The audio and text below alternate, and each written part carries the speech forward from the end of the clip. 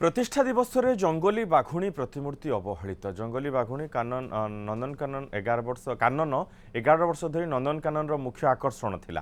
तेबे मृत्यु परे तार एक प्रतिमूर्ति तैयारी करा जायछि। हेले आज दिन में कर्तृपक्ष भूलीगले कानन को एने अधिक सूचना रखिछन्ति आम बारंग प्रतिनिधि मनोज स्वाई। ओडिशार 4-5टी जीवजंतु को नहीं 1960 मसीह आरंभ होता नंदनकानन प्राणी उद्यान। आज नंदनकानन तार 66तम प्रतिष्ठा दिवस पालन करिछि। नंदनकानन निश्चित भाव में विश्वस्तरीय चिड़ियाखाना होगापी विभिन्न प्रकार उन्नतिमूलक कार्य आरंभ होइछि।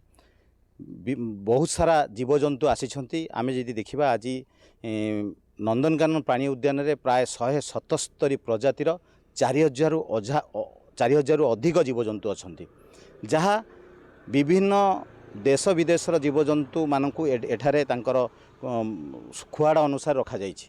किंतु सबुठारु दुर्भाग्यजनक विषय जो नंदनकानन प्राय 11 वर्ष धरी पर्यटकों मनोरंजन रो खोराक जोगैथिला से जगह बर्तमान अवहेलित हो पड़ी अछि। आमे जदि कहिबा से जंगली कानन बाघुणी कथा कहिबा मु कैमरा पर्सन कहिबे टिके देखिया पई आमे जो स्क्वायर बर्तमान ठियाइजो एटा हला कानन स्क्वायर।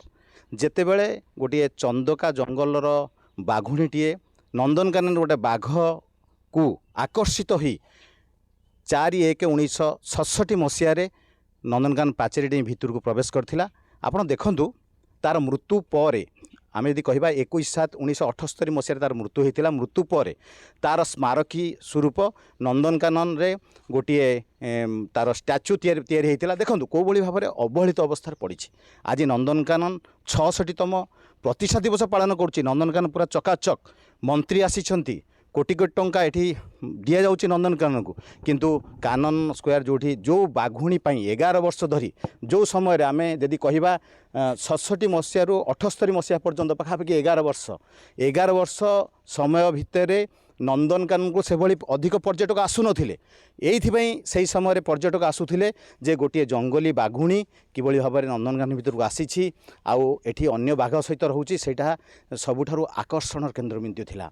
सेतिमे लोक मानकर पर्यटक मानकर एठी गहली लागुथिला। किंतु आज 67तम प्रतिष्ठा दिवस रे सेई कानन आज अवहेलित।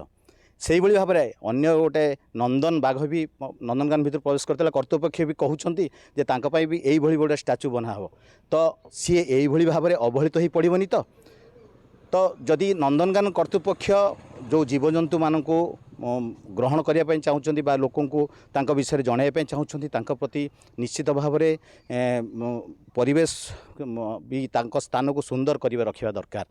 तेबे नंदनकानन कर्तृपक्ष यही 66तम प्रतिष्ठा दिवस सबू सुंदर करथिला बेले यही कानन स्क्वायर को एभली भाव में कानन प्रतिमूर्ति को एभली भाव में रखिछंती। तो कौन पदक्षेप नौछन तापर निश्चित भाव में आमर नजर रहिबो। नंदनकानन रु मनोज स्वाई, न्यूज़ 7।